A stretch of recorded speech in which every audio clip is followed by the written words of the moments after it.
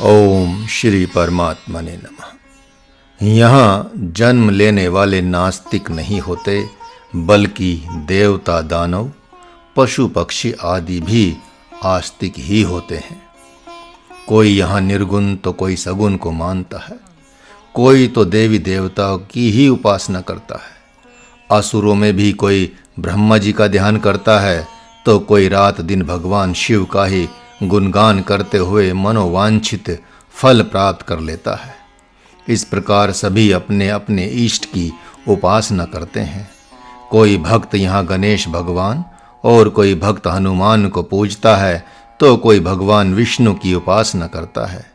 यहाँ भगवान दत्तात्रेय और प्रभु श्री राम ने अवतार लेकर धर्म का सांगोपांग प्रचार प्रसार किया है।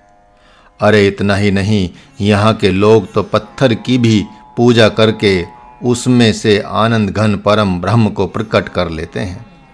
यहाँ कोई माँ दुर्गा को तो कोई सरस्वती एवं कोई भगवती काली तथा कोई सात्विक तंत्र मंत्रों की उपासना करता है।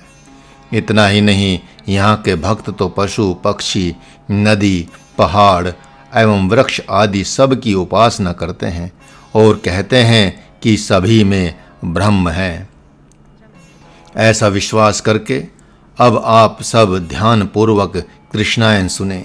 मुझे भी आप सब पर बहुत भरोसा है कि इसको समझ बूझकर पाठ करके भवसागर पार कर जाएंगे। राजा धृतराष्ट्र अति गंभीर हो गए हैं।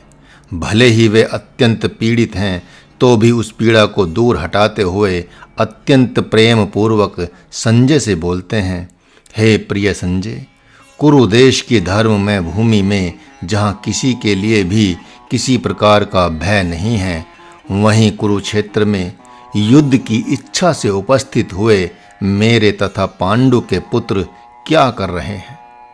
महर्षि व्यास ने इसे बताने के लिए तुम्हें दिव्य दृष्टि देकर जगत में सौभाग्यशाली बनाया है। महर्षि व्यास द्वारा दी गई क्या वह दिव्य दृष्टि प्रकट हो गई? यदि हाँ, तो मैं तुम्हें अभय करता हूँ। मन में तनिक भी भय न लाते हुए वह सारा हाल मुझे सच सच बताओ, और ब्रह्मा ने मेरे भाग्य में जो लिखा है वह दिखाओ, अर्थात सुनाओ। मैं तुम्हें कितना भी डांटूं डपटूं, भगाऊं अथवा कभी दुखी होकर गाली भी देने लगूं, परंतु तुम दुखी न होते हुए कोई भी दृश्य देखकर जो कुछ मन में विचार करो तथा जिससे जो कुछ भी सुनो, हे धैर्यवान, वह सब मुझसे स्पष्ट बताते रहना। भले ही सुनकर दुखी होने के कारण मेरे नेत्रों से अश्रुधारा ही क्यों न बहने लगे। अरे संजय, समस्त बुद्धिमानों के मनाने पर भी दुर्योधन नहीं माना। यहाँ तक कि भगवान परशुराम, मधुसूदन और अनुज विदुर भी निराश होकर चले गए। अतः अब जो होनहार है वह तो होकर ही रहेगा, उसे देखा जाएगा। विधाता की करनी को संसार का कोई बुद्धिमान भी नहीं समझ सकता। सर्वप्रथम यह बताओ कि यदुनाथ श्री कृष्ण किस परम भाग्यशाली के साथ हैं। उन्हें बताओ कि पांडव कहाँ हैं और क्या कर रहे हैं, जिन्हें मेरे साथ साथ सारा संसार भी साधु अर्थात सज्जन कहता है। यह भी बताओ कि अत्यंत गंभीर स्वभाव वाले धैर्यवान पितामह भीष्म इस समय किस मुद्रा में हैं। हे संजय, वे गंगा नंदन क्या कर रहे हैं? क्या वे यदुनंदन श्री कृष्ण के भय से आहें भर रहे हैं? जो मधुसूदन को साक्षात ब्रह्म कहते हैं, वे इस समय किसके साथ हैं और किसका ध्यान कर रहे हैं? वे कृष्ण का ध्यान कर रहे हैं या महारथी वीर शिखंडी का, जिसको सभी अहंकारी कहते हैं कि वह पितामह का काल है?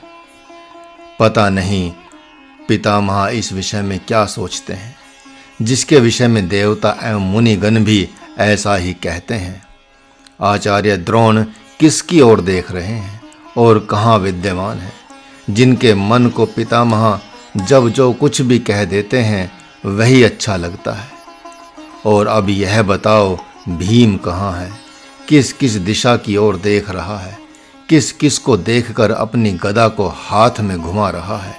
यह भी बताओ कि दुशासन किसको देख रहा है और मन में क्या सोच रहा है तथा मन से किसको मार रहा है।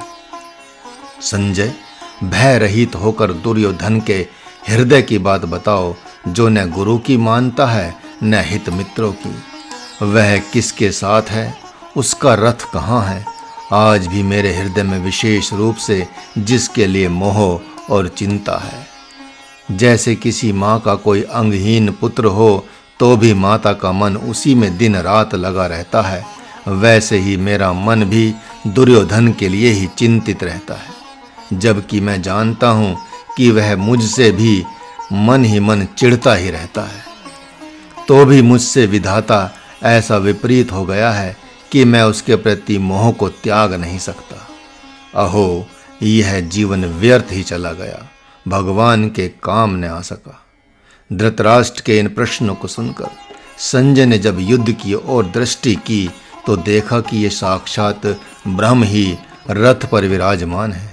अतः वे सिर झुकाते हुए हाथ जोड़कर मन ही मन बहुत प्रकार से प्रार्थना करने लगे। हे अंतर्यामी, हे जगत को धारण करने वाले, हे भक्तों और संतों को सुख देने वाले, हे युग युग में अवतार लेकर दैत्यों से इस धरा को मुक्त करने वाले, आप सबके हितार्थ दिव्य चरित्र की स्थापना करते हैं।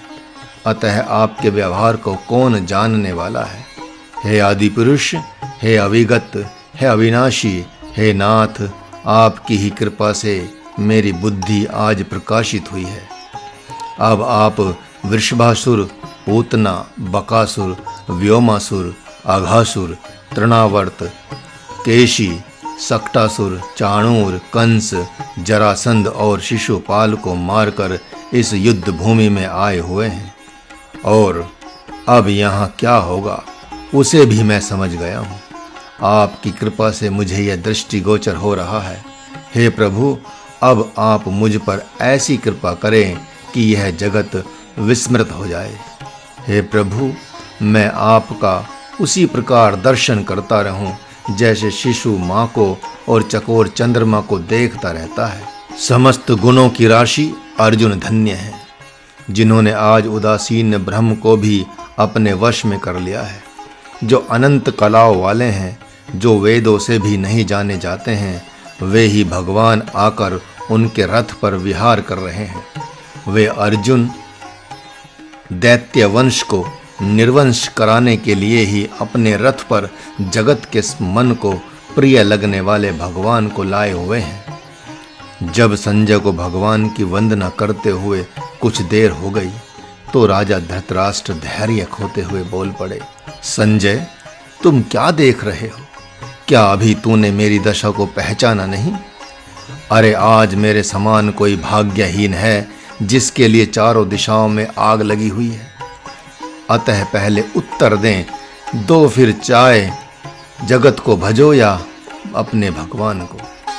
संजय ने राजा धृतराष्ट्र की विकलता को देखकर भगवान नारायण को पुलकित शरीर और सजल नेत्रों से बार बार देखा, फिर अपने हृदय के उद्गार प्रकट करने लगे।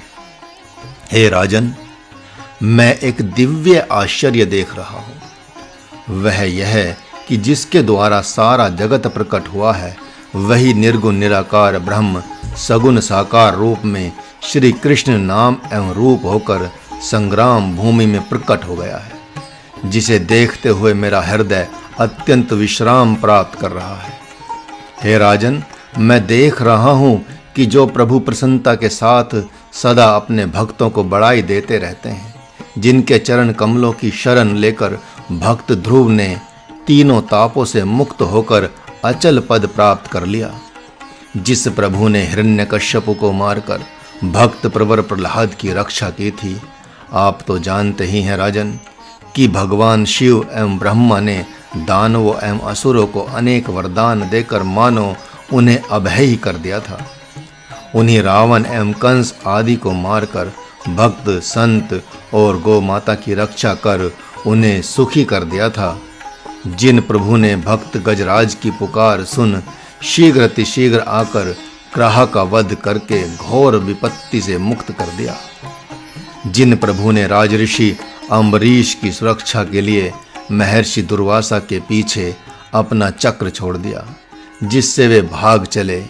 जिस प्रभु की कृपा कटाक्ष से दयाहीनता के साथ माया भी सभी को नचाया करती है, कष्ट पर कष्ट देती रहती है, जिसकी कृपा से ब्रह्मा जी की सृष्टि रचना करते हैं, सबकी रक्षा करने वाले भगवान विष्णु पालन करते हैं, तथा जिसकी कृपा से भगवान शंकर प्रलय के अवसर पर सृष्टि का संहार करते हैं और शेषनाग पृथ्वी को धारण किए हुए हैं। इतना ही नहीं राजन, जो प्रभु युग युग में अवतरित होकर धर्म की रक्षा करते हैं और अधर्म का नाश करते हैं, वे ही भक्त अर्जुन के रथ पर विराजमान हैं। वे चारों ओर सैनिक वीरों रथी महारथियों को ऐसे देख रहे हैं मानो कह रहे हों कि मैं किसी प्रकार की फिरौती लेकर भी अब आप सबको छोड़ने वाला नहीं हूँ।